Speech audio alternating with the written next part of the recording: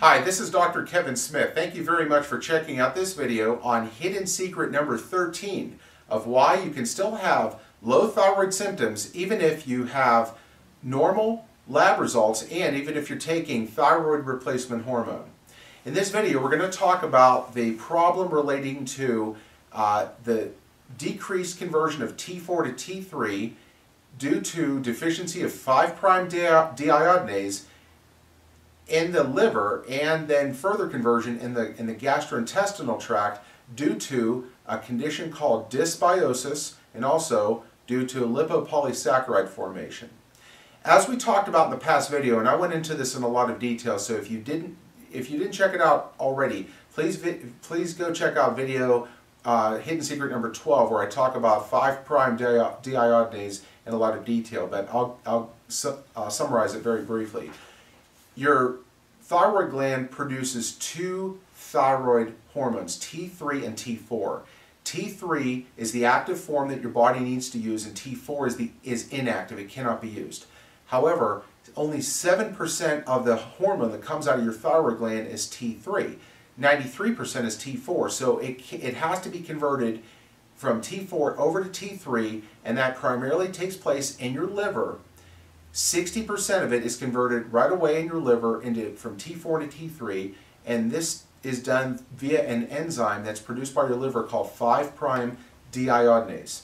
Now another 20% in your liver is treated to T3 sulfate and T3 acetyl sulfate, and then it travels through the circulation over to the gastrointestinal tract at your intestine in your stomach, where it is acted upon by another enzyme called intestinal sulfatase, where then it is finally converted into T3. Now that's another 20%.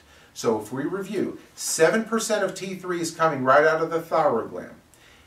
Then 93% is T4. That 93% then goes to your liver, where 60% of that is converted over to T3, and then another 20% is then treated to T3 sulfate and T3 acetyl sulfate.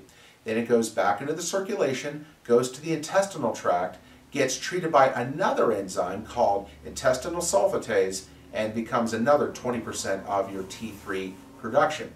That sounds all great and all, but the intestinal sulfatase and that whole secondary conversion process is directly dependent on having a healthy gastrointestinal ecology, meaning that you have to have enough good quality bacteria in your gut for this whole process to work. Now, there's a condition called dysbiosis, and dysbiosis is an abnormal relationship of good to bad bacteria in your gastrointestinal tract. We need good quality bacteria. It helps all kinds of functions, and one of the things that it does is helps to form T3 hormone. So if you don't have enough good quality bacteria and you have too much pathological bacteria or bad bacteria, the kind that you don't want, that is a condition called dysbiosis, and that can completely wreck your physiology. Now, we can actually test to see how well that you're doing with your GI ecology, and there's a variety of different tests that we do. One of them is a stool test where we can check down to the DNA level exactly how much of the good quality bacteria and bad quality bacteria that your body is producing, and then we can make corrections through different supplements and changes in your diet. Now, what can cause dysbiosis? That's the second equation of this. What's the root cause of that problem? Well, one of the biggest problems is just a really poor diet that's loaded in sugar and highly refined carbohydrates. That the bad quality bacteria just thrives on that. So people that eat a lot of sugar, drink a lot of sodas, eat a lot of junk food, they are fostering the growth of bad bacteria, which then overtakes your gastrointestinal tract and wrecks your whole physiology. Also, people that take antibiotics will have this problem because antibiotics don't discriminate. They don't go in there and just attack the bad bacteria. They go in there and wipe out everything. And then again, if these people are eating bad quality foods and they're not re-inoculating their gut with good quality bacteria, that will cause the production and proliferation of the bad pathological types of bacteria, causing further disruption of your ability to make T3 hormone. Also,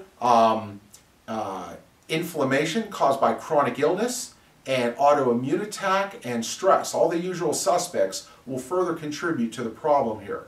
And so on your labs, you can have normal TSH, normal T4, but low T3, because again, we're dealing with a conversion problem of T4 over to T3. So if you see that pattern forming, and you also may have some gastrointestinal problems, or low energy, or alternating constipation and diarrhea, or you feel bloated and gassy, those are all indications that this kind of thing is going on, and you have to go to the right type of doctor who's going to look at ask the right types of questions, order the right types of lab tests, and discover if you have this hidden secret and expose it and then correct it. Otherwise, it's just never going to go away on its own. Well, I hope you enjoyed this video, and I hope you learned something. Please feel free to communicate with me if you have any questions about this or any other problems that we talked about in my videos through my website at www.integratedmetabolic.com. And please also subscribe to my YouTube channel. I'd invite you to tell a friend. There are plenty of people out there that have these problems. If they don't know about me, they're not going to get in the know like you are right now. So tell everybody that you know about this channel. And thank you very much for checking out this video.